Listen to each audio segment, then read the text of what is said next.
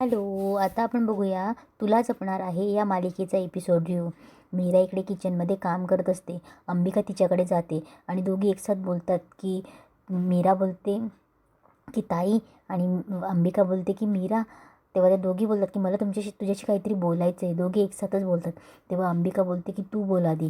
तेव्हा मीरा बोलते की ताई मला माहीत नाही काय चाललं आहे हे, पण अगं मला बाबा इथे असल्याचा भास होतो आहे आणि मला बाबा आरशात दिसले.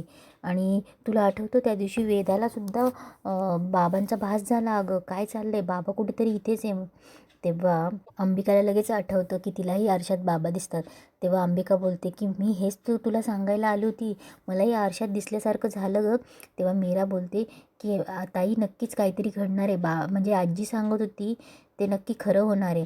तेव्हा अंबिका बोलते की हो, आणि तेही हे माया बाबतीतच असणार आहे आणि ते मी करणार आहे. मीरा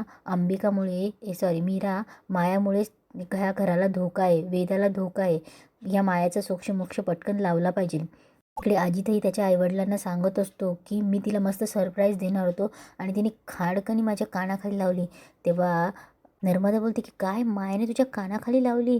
तेव्हा अजित सांगत असतो की हो, मी तिला सरप्राईज द्यायचं ठरवलं होतं आणि इतकं जोरात की एखाद्या पुरुषाने माझ्या जोरात कानाखाली वाजवली. तिथे अंबिकाही असते. अंबिका हे सगळं ऐकत असते. तेव्हा अजित बोलत असतो की पुरुषाचा हात जसा लागतो तसा हात लागला आणि इतकं माझं डोकं गरगरलं की मला आरशामध्ये मीराचा बाप दिसायला लागला. तेव्हा नर्मदा बोलते की काही काय बोलतोय अजित. तेव्हा दामोदर बोलतो की नाही नाही, होतं असं असं, कधी कधी भास होतात असे. तेव्हा अजित बोलतो गरगरतं ना बाबा.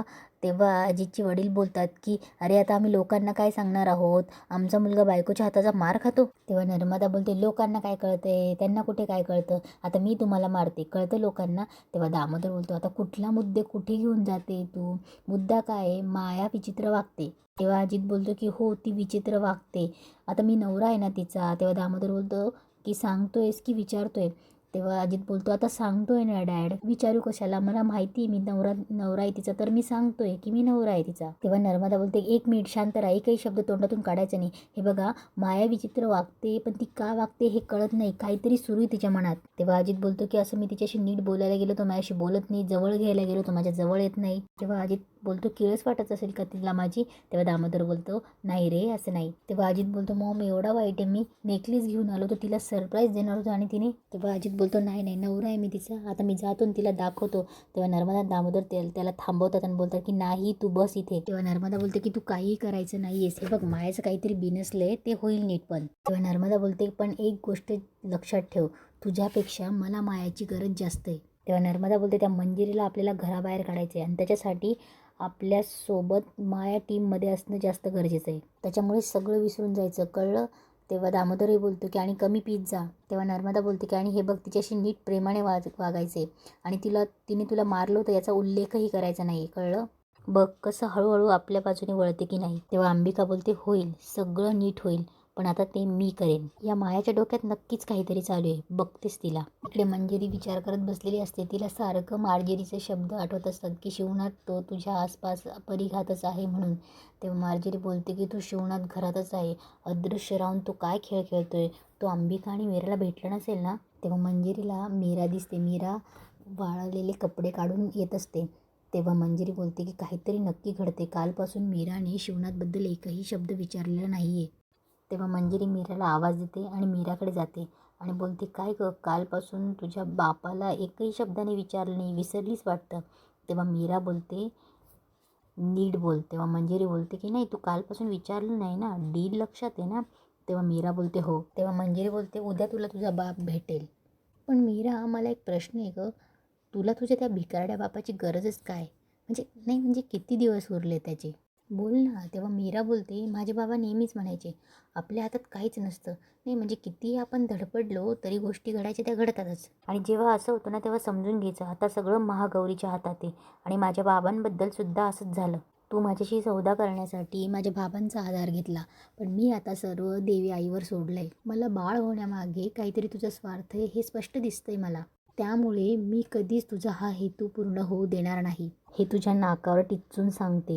तेव्हा मंजिरी बोलते मीरा नीट विचार करून बोल. तेव्हा मीरा बोलते नीट विचार करूनच बोलते, मंजिरी बोलते लक्षात ठेव गाठ माझ्याशी आहे. तुझ्या बापाला, तुला आणि तुझ्या देवीला माझ्यासमोर झुकावंच लागेल आणि तो दिवस दूर नाही आहे, असं बोलून मंजिरी चालली जाते. तेव्हा मीरा बोलते मी पण त्याच दिवसाची वाट बघते, बघूया कोण कोणाच्या पायावर नाक घासतं ते. इकडे मीरा तिच्या खोलीत बसलेली असते आणि मनाशी बोलत असते की आज मंजिरीशी बोलली आणि मन हलकं झालं.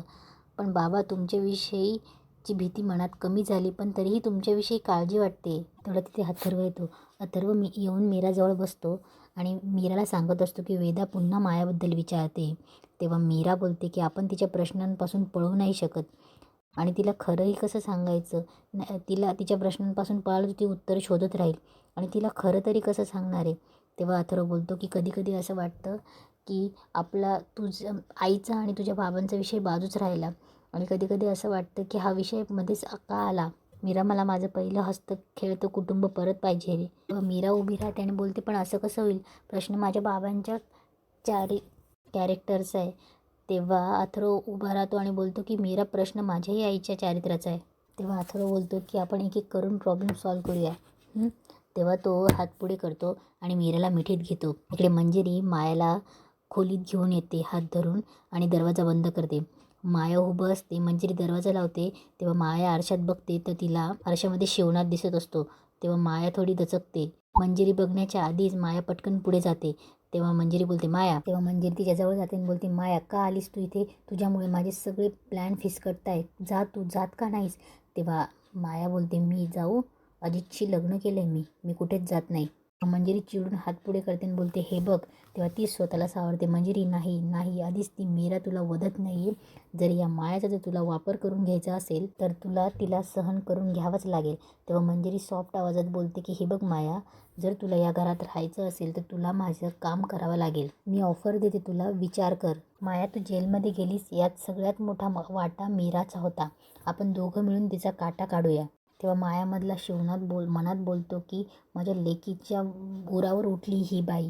तेव्हा माया विचारते मीराला का मारायचे. तेव्हा मंजिरी शंकेने विचारते तू मायाच आहेस ना. तेव्हा माया थोडी गांगरते आणि बोलते की असं का विचारताय. तेव्हा मंजिरी बोलते नाही, छू म्हटल्यावर धावणारी तू आज मला प्रश्न विचारते. तेव्हा माया बोलते जेलमध्ये मी गेले, तुम्ही नाही. का मारायचे मीराला. तेव्हा मंजिरी बोलते काही नाही, मीराच्या नशिबात मृत्यू लिहिलाच आहे, फक्त तिच्या पत्रिकेत मृत्यूच्या क्षणी बसलेला आहे म्हणून पुढे ढकललं आहे. पण मला बदलायला वेळ लागणार नाही.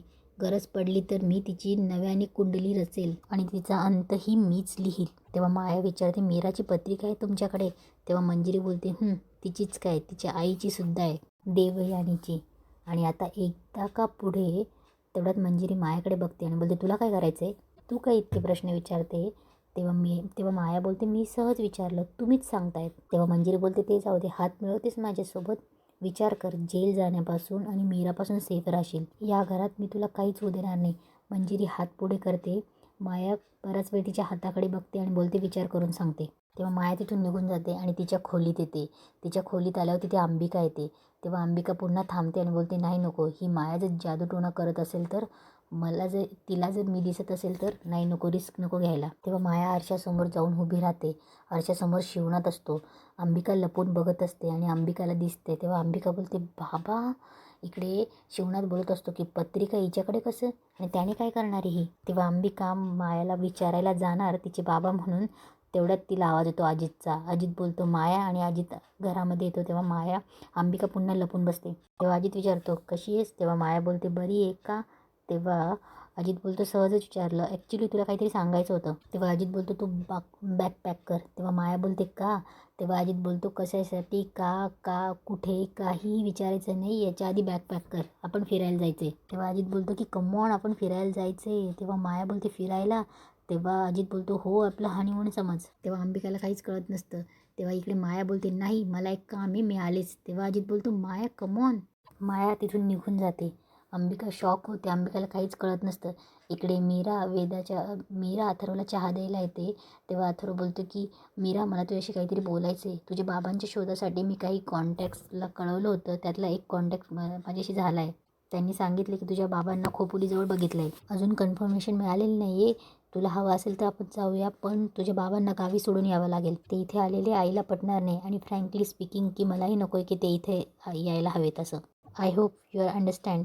तेवढ्यात अंबिका येते आणि बोलते, मीरा बाबा. तेव्हा मीरा अंबिकाकडे बघते आश्चर्याने.